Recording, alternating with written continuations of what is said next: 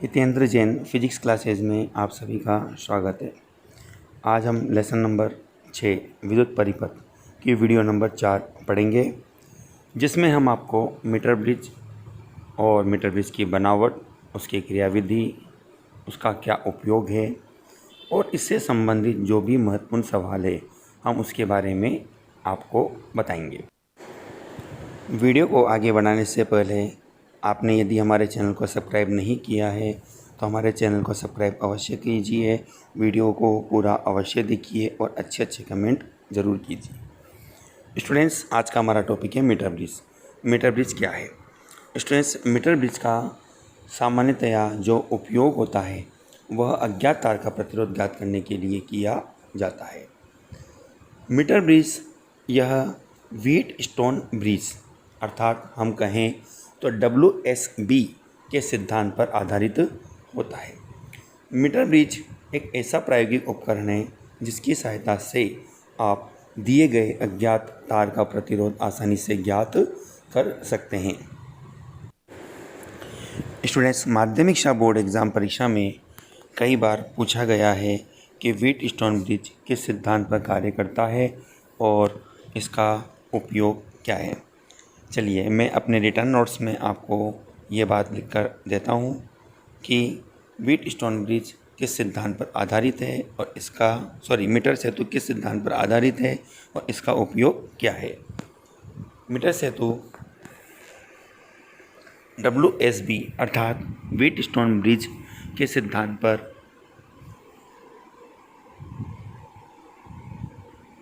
आधारित होता है।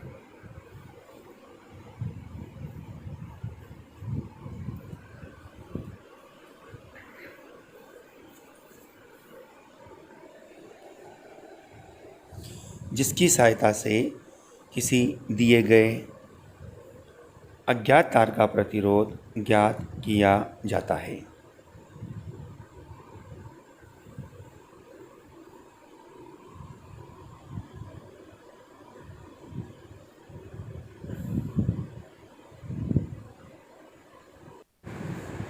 स्टूडेंट्स, अब हम मीटर सेतु की बनावट और क्रियाविधि के बारे में पढ़ेंगे, जिसके आधार पर पूछा गया प्रश्न होगा कि मीटर सेतु की बनावट और क्रियाविधि को समझाते हुए बताइए कि मीटर सेतु द्वारा अज्ञात तार का प्रतिरोध किस तरह से ज्ञात किया जा सकता है। स्टूडेंट्स, आपको मैंने मीटर सेतु के चित्र में दर्शाया है कि यहाँ आपके पास 2 एल आकार की पत्तियाँ होती है जो एक दूसरे के समांतर रखी जाती है। ये पत्तियाँ कॉपर या पीतल की बनी होती है। कॉपर या पीतल की इन पत्तियों को क्यों बनाया जाता है? क्योंकि इनका प्रतिरोध अल्प होता है, कम होता है, लेकिन शून्य नहीं होता। स्टूडेंट्स, इन दोनों एल आकार की पत्तियों के मध्य एक अन्य आई आकार की पत्ती होती है, जिसे मैंने आपको चित्र में दिखाया है। यह पत्ती, अब इनके 2 मध्य जो रिक्त स्थान आपको यहाँ दिखाई देते हैं, यहाँ हमने एक प्रतिरोध बॉक्स RB और अज्ञात प्रतिरोध R4 को जोड़ा है।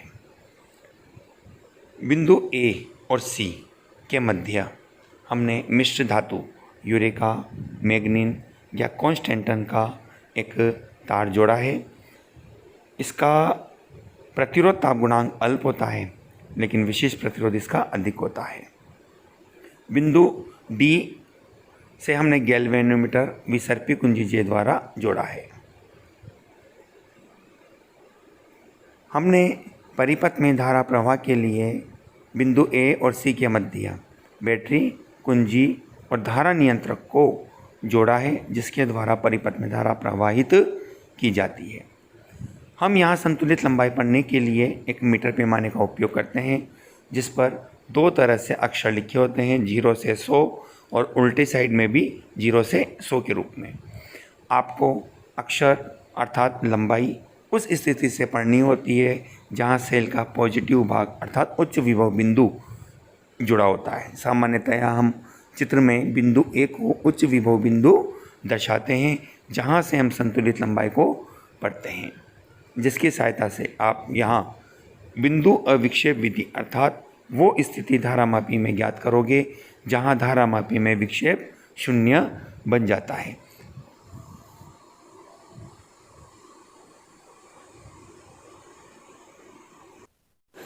स्टूडेंट्स, अब मैं अपनी इस वीडियो में आपको रिटर्न नोट्स के बारे में लिखते हुए प्रदर्शित करता हूँ कि आपने जो अभी पढ़ा है उसको आप किस तरह से अपनी नोटबुक में नोट कर सकते हैं। मीटर सेतु में आपके पास 1 मीटर लंबाई का मिश्र धातु का तार बिंदु ए और सी दो पेचों के मध्य जोड़ दिया जाता है। इन पेचों से दो तांबे या पीतल की एलाकार की पत्तियां एक दूसरे के समांतर जोड़ी जाती हैं, जिनके मध्य एक अन्य आयताकार की पत्ती होती है।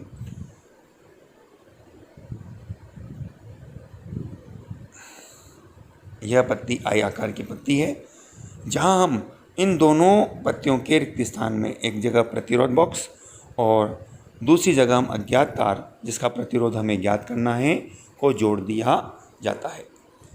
बिंदु ए और सी के मध्य परिपथ में धारा प्रवाह के लिए बैटरी, कुंजी और धारा नियंत्रक को जोड़ते हैं। बिंदु डी से धारामापी जी विसर्पी कुंजी जे द्वारा जुड़ा होता है। विसर्पी कुंजी जे को ए और सी के मध्य विस्थापित करके हम वह स्थिति ज्ञात करते हैं जहां धारामापी में विक्षेप शून्य हो जाता है। संतुलित लंबाई ज्ञात करने के लिए मीटर सेतु पर 1 मीटर पैमाना लगा होता है। स्टूडेंट्स, अब हम मीटर सेतु की क्रियाविधि के बारे में पढ़ते हैं। मीटर सेतु किस तरह से कार्य करता है, आप किस तरह से अज्ञात तार का प्रतिरोध ज्ञात करेंगे, उसको आप यहाँ पर ज्ञात करेंगे।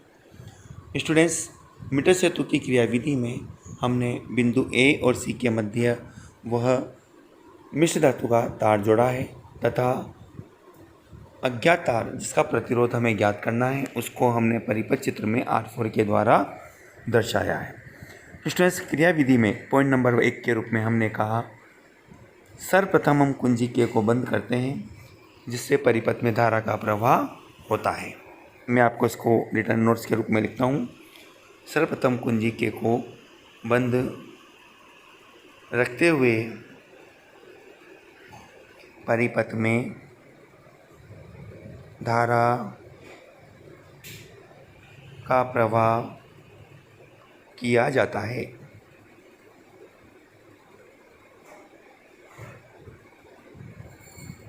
तत्पश्चात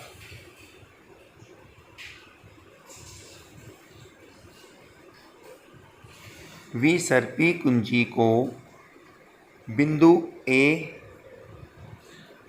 व सी पर रखते हुए धारामापी में विक्षेप की दिशा ज्ञात करते हैं। ये दिशा परस्पर विपरीत प्राप्त होती है, तो हमारी परिपथ व्यवस्था सही है।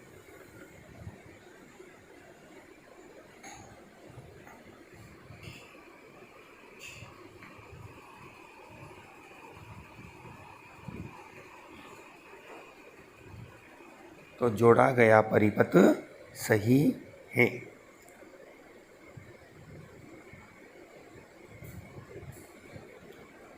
पॉइंट नंबर 2 के रूप में, पॉइंट नंबर 2,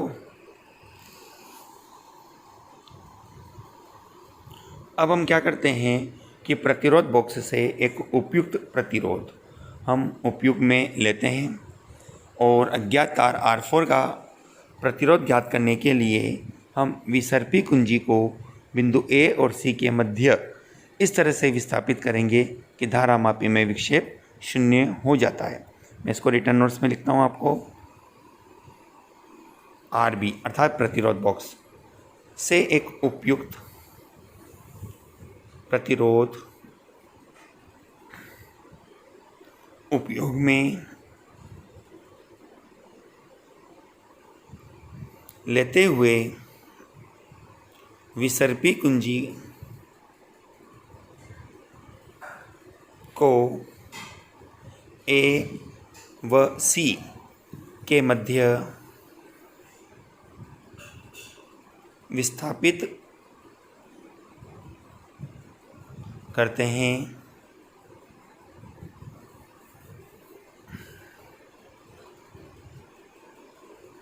तथा एक ऐसी अवस्था प्राप्त करते हैं जहाँ धारामापी में विक्षेप शून्य हो जाता है।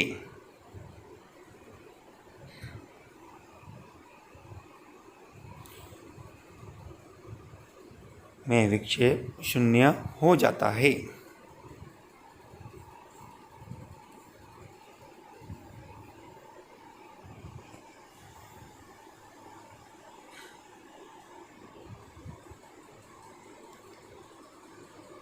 यह अवस्था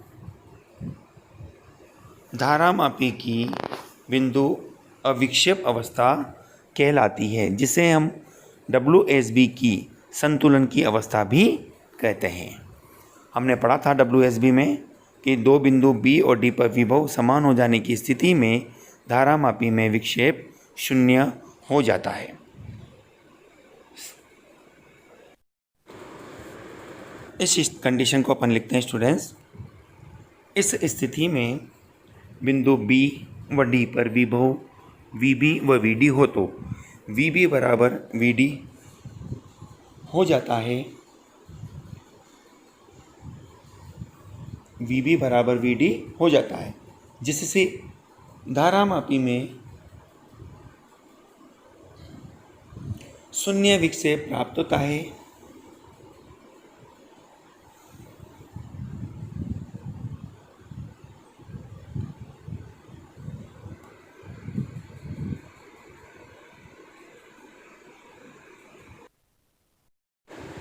स्टूडेंट्स, हमने देखा पॉइंट नंबर 2 के रूप में। अब हम पॉइंट नंबर 3 के रूप में देखते हैं। यदि हमें अविक्षेप की अवस्था मीटर सेतु के तार बिंदु B पर प्राप्त होती है,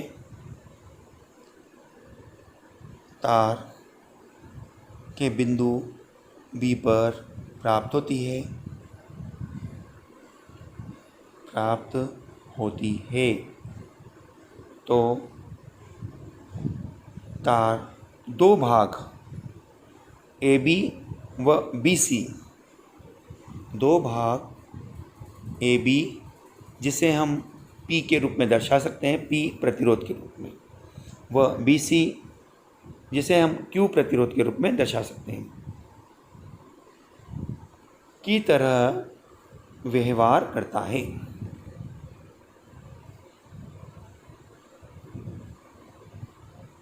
अतः संतुलन की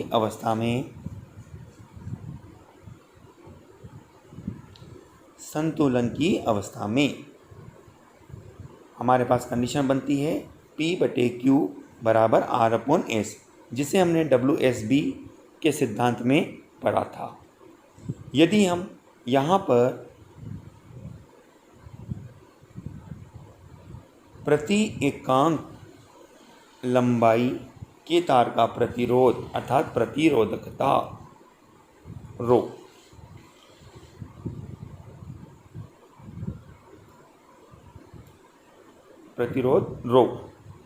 या R, आप दोनों में से कुछ भी यहाँ पर ले सकते हैं तो हम ये कह सकते हैं कि AB, जिसकी लंबाई हमारे पास L है, का प्रतिरोध बनेगा L × R।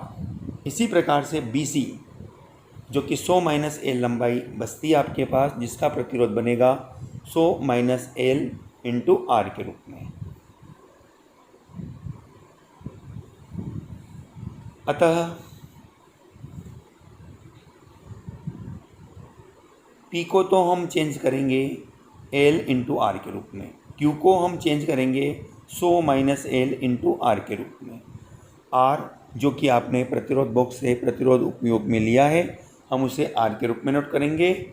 और S हमारे पास एक अज्ञात तार जिसका प्रतिरोध हमें ज्ञात करना है, जिसको हम S के रूप में लिखेंगे। इस प्रकार से आपका यह सूत्र बनता है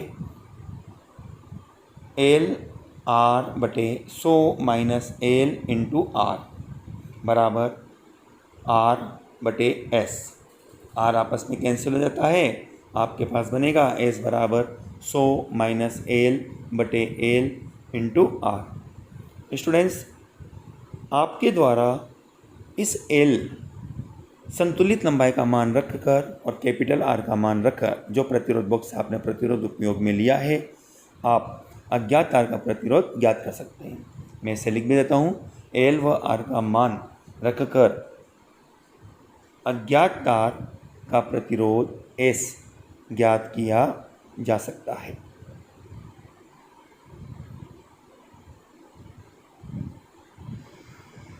ज्ञात किया जा सकता है। स्टूडेंट्स, आज हम मीटर सेतु की कुछ सीमाओं को पढ़ेंगे। सीमाओं से अर्थ है यहाँ पे उसकी कुछ शर्तें, जिसमें सबसे फर्स्ट शर्त हमारे पास है कि मीटर सेतु में कॉपर या पीतल की पत्तियों का उपयोग किया जाता है। जैसा कि हमने हमारे पास क्रियाविधि के बारे में बनावट में हमने पढ़ा भी था कि मीटर सेतु में 2 एल आकार की पत्तियां होती है, जिनके मध्य एक एल आकार की पत्ती भी जोड़ी जाती है। स्टूडेंट्स, कॉपर या तांबे की पत्तियों का यहाँ उपयोग करने का कारण होता है कि इनका प्रतिरोध अल्प होता है। यहाँ मैंने आपको अपने नोट्स में लिखा है कि तांबे या पीतल की पत्तियों का उपयोग किया जाता है जिनका कुछ प्रतिरोध अवश्य होता है। लेकिन अब स्टूडेंट्स, आपको पता है जैसा कि प्रतिरोध होने की वजह से यहाँ प्रतिरोध हानि अवश्य हमारे पास बनती है, ठीक है ना। प्रतिरोध में वृद्धि हमें ज़रूर प्राप्त होती है। तो इसके लिए हम क्या करें? इसके लिए हम मीटर सेतु में प्रतिरोध बॉक्स और R4 अज्ञात प्रतिरोध के लिए सबसे पहले एक संतुलित लंबाई निकाल लेते हैं। फिर दोबारा से हम वापस से संतुलित लंबाई निकालते हैं, लेकिन अब की बार जो लंबाई ज्ञात करेंगे हम उसमें प्रतिरोध बॉक्स को R4 अज्ञात प्रतिरोध से और अज्ञात प्रतिरोध R4 को प्रतिरोध बॉक्स से के स्थान से परिवर्तित कर देते हैं, आपस में इंटरचेंज कर देते हैं। इस तरह से हमें 2 लंबाई प्राप्त होती है। इन दोनों लंबाई का औसत लेकर हम एल का मान निकालते हैं और दिए गए सूत्र में हम रखकर अज्ञात तार का प्रतिरोध ज्ञात कर लेते हैं। हालांकि इस प्रक्रिया में भी कुछ त्रुटि तो बनी रहती है, लेकिन स्थिति की तुलना में हम इस त्रुटि को कुछ कम कर सकते हैं। मैंने आपको इसके रिटर्न नोट्स में लिखा है कि परिणाम में त्रुटि आती है, जिसे दूर करने के लिए हम हर बार प्रतिरोध बॉक्स व अज्ञात प्रतिरोध को परस्पर परिवर्तित करते हुए संतुलित लंबाई ज्ञात करते हैं। इस तरह से आपके पास ये मीटर सेतु की पहली सीमा आपको प्राप्त होती है।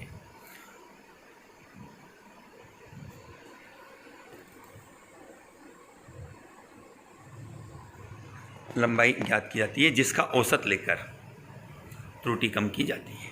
ये मैंने आपको लिख दिया है पूरा नोट्स में।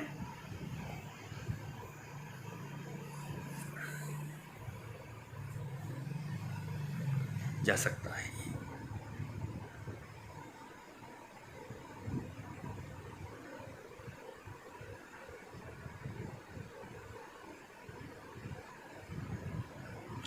नोट नंबर 2 के रूप में, विसर्पी कुंजी को मीटर ब्रिज के तार पर रगड़ना नहीं चाहिए, क्योंकि स्टूडेंट्स जब हम विसर्पी कुंजी को तार पर रगड़ते हैं तो इसका अनुप्रस्थ काट क्षेत्रफल जो कि एक समान होना चाहिए परस्पर परिवर्तित हो जाता है। पॉइंट नंबर 3 अर्थात मीटर सेतु की तीसरी सीमा क्या बनेगी आपके पास? ध्यान से सुनिएगा आप। मीटर सेतु की तीसरी सीमा के रूप में हम क्या कहते हैं कि मीटर सेतु में 1 मीटर लंबाई के तार का जो उपयोग किया जाता है, मीटर सेतु में जो 1 मीटर लंबाई के तार का उपयोग किया जाता है, जब हम इसे बिंदु ए और सी अर्थात इसके अंतीय सिरों पर जोड़ते हैं, तो अंतीय सिरों पर मतलब कि ए और सी पॉइंट पर प्रतिरोध, क्योंकि हम तार को मोड़ते हैं तो तार का प्रतिरोध परिवर्तित होता है, जिससे मीटर सेतु के तार की सुग्राह्यता प्रभावित होती है।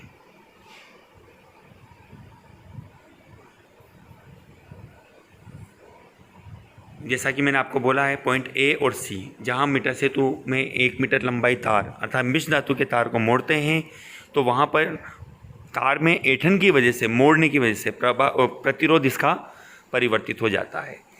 तो हम इस प्रतिरोध को, इस प्रॉब्लम को या इस समस्या को दूर करने के लिए अंतीय सिरों पर हम केरी फोस्टर सेतु का यहाँ उपयोग कर सकते हैं, जिसकी सहायता से इस प्रतिरोध के मान को कुछ कम किया जा सकता है। हम इसके रिटर्न नोट्स में लिखते हैं कि इसलिए अंत्य सिरों के प्रतिरोधों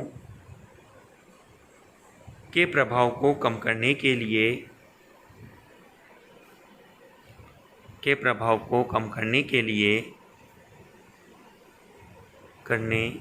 लिए केरी फोस्टर सेतु का उपयोग किया।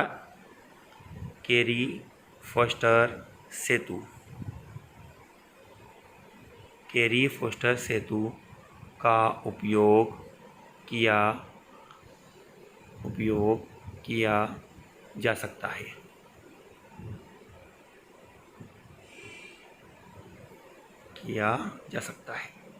इस तरह से आपके पास मीटर सेतु की तीसरी सीमा कंप्लीट होती है।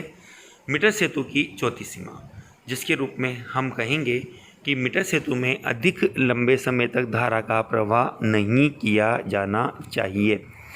स्टूडेंट्स, विद्युतीय उपकरण कोई सा भी हो, जरूर नहीं मीटर सेतु हो, आप अधिक लंबे समय तक धारा प्रवाह नहीं करनी चाहिए, क्योंकि इससे तार गर्म हो जाता है और गर्म होके ऊष्मा क्षय करता है, ऊष्मा की हानि करता है और तार का प्रतिरोध भी परिवर्तित हो जाता है। हम इसको रिटर्न नोट्स के रूप में लिखते हैं।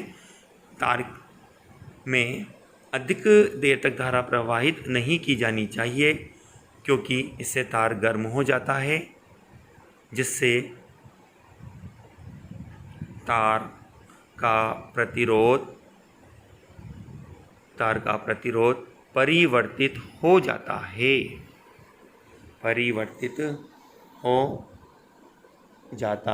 है।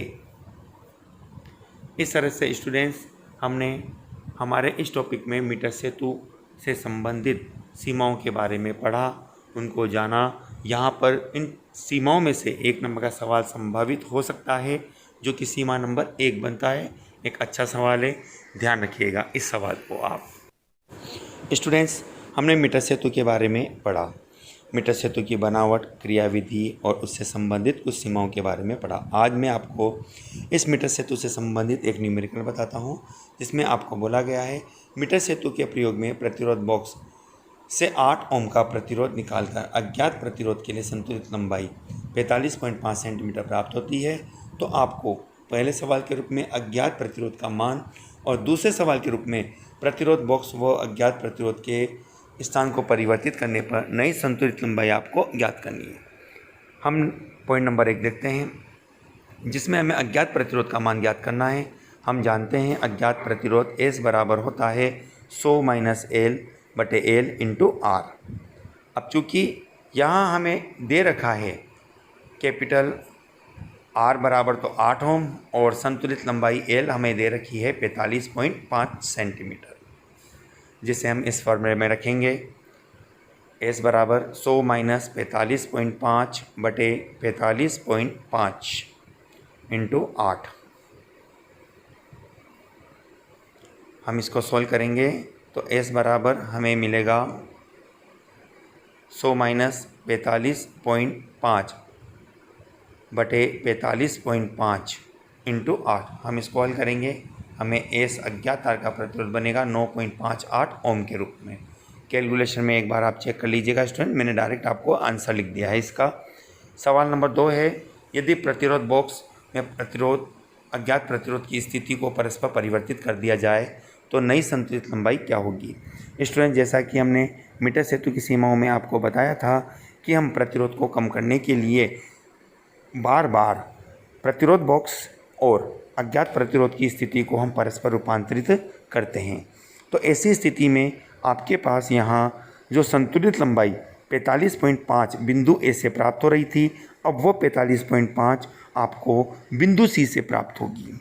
इस प्रकार से अपन कहेंगे कि 100 - 45.5 बराबर आपके पास बनता है 54.5 सेंटीमीटर। ये आपका आंसर होता है।